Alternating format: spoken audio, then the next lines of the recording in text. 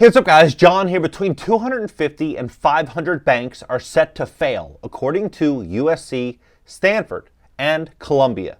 What they are saying is going to happen next to the US economy is something that everyone needs to pay very, very close attention to, because this is not going to just impact certain banks. It's not going to be like a Silicon Valley Bank or the First Republic situation or PacWest getting acquired by Bank of California. Some of these small situations where it becomes a big story and then a week or 2 weeks later it kind of goes away. This situation is going to change how you live, where you live, how you communicate and transport, how you get around, the food you consume, everything. It's all subject to change.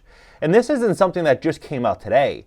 This has been happening for a very, very, very long time. I'm going to show you something going back all the way to 2016 from the Department of Transportation, showing you where this is all going, and it matches up perfectly with what Columbia and Stanford, USC, what they're saying is going to happen next.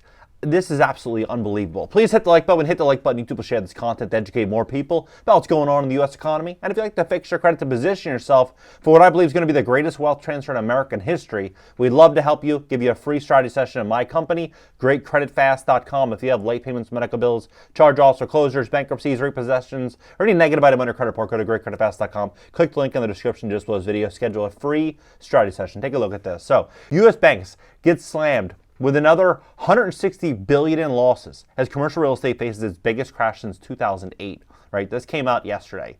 Now, when you look at this, you're going to start to see how all these dots connect perfectly.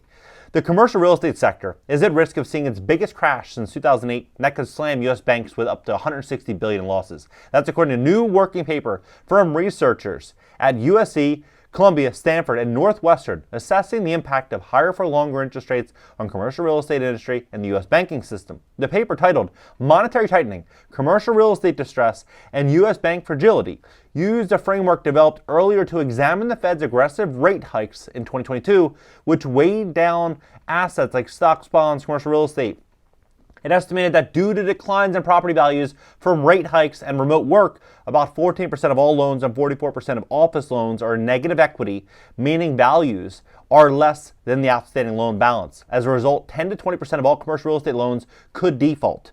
On the low end of what that default rate was estimated to be during the Great Financial Crisis, and banks could see around $160 billion in losses. That's as of today. You have to imagine, in 2024, you're likely going to start to see more companies shrink their office footprint. There's going to be more vacancies. Rents are going to continue to fall for office.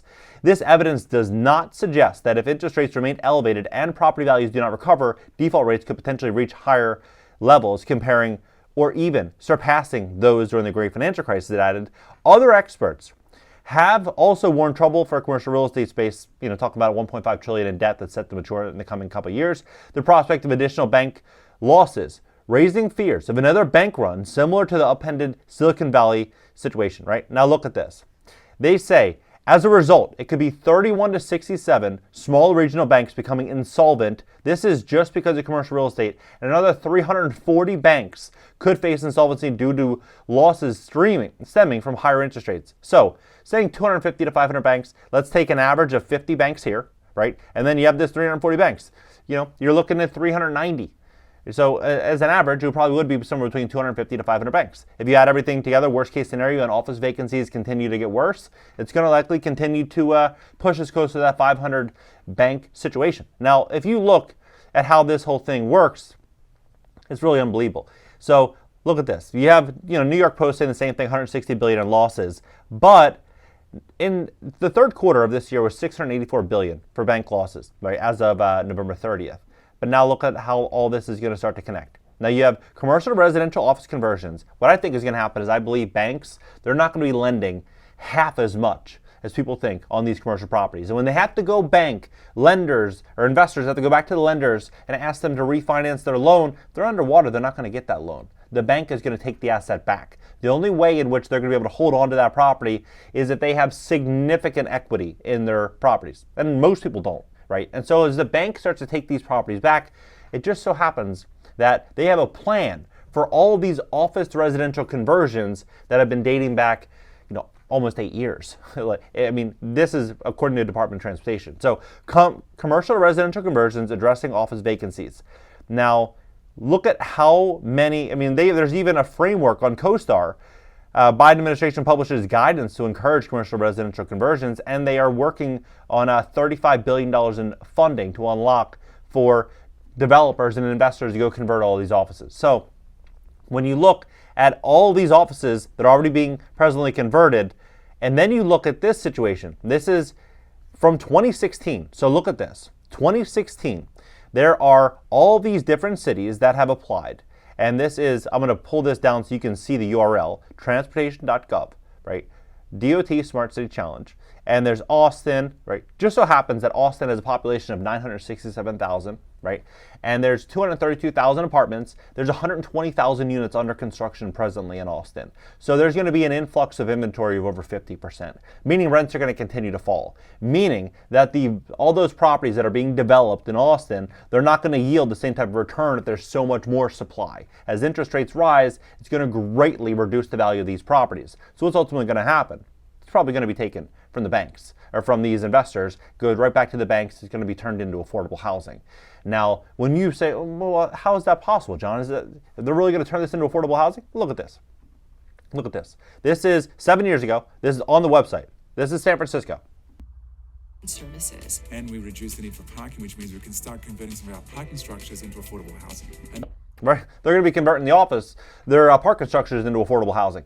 They're going to do the same exact thing for office, right? So when you look at, going back to this, if you scroll up here, it'll say that right here there are, let's see here, that there's congestion, right? So Department of Transportation, congestion, management technologies, and then you look at, what's happening in New York right now. There's a toll congestion zone that just came out 3 days ago that everyone's been talking about. So you're going to start to see all these different cities pop up with all of these different frameworks to drive in affordable housing. And so the easiest way for affordable housing to actually become in existence is going to be exactly what happened the last couple of years, which is apartment construction's at a 50-year high. Most of these developers are in very, very, very big trouble. A lot of that is going to go back to the banks. And what are we going to see? A lot of that inventory is going to get repurposed as affordable housing. You're going to start seeing so much inventory hit the market to where it's going to be so cost effective to live in one of these cities that a lot of people are simply going to say, hey, look, I own a house, I can afford to make the payments presently, but if insurance and taxes continue to rise, things get out of control, how am I going to hold on? You have to ask yourself, if everyone's going to move into the cities and social programs are going to continue to rise, taxes are going to continue to go up, right? Because you're going to require it. They're going to require it. People are going to need more assistance. That's why universal basic income programs went from 11 cities in 2021 to 82 cities in 2023, right? It's all going to continue to push taxes up. So the big question is, if you do not want to live in one of these cities, maybe you have a goal of having a really nice home in the suburbs, you just need to position yourself to where you can absorb the newfound cost or potentially live in a certain state that has homestead exemptions, like Florida or Texas or one of these other states. They have homestead exemptions where taxes can only go up 3% on your primary residence. And then maybe if you own the property outright, then you could self-insure, you don't need insurance, and then you're basically good to go, right? But you're going to start seeing a lot of situations where, all these different cities are going to be doing the same exact thing, and it just lines up so perfectly with this. So, here they're saying that the need for building infrastructure will intensify. By 2025, they're going to need to build 1 billion new homes, and about 60% of buildings that will exist by 2050 haven't been built yet. This means that constructing a city the size of Stockholm or Milan every week until 2050, or a city the size of Singapore or New York every month.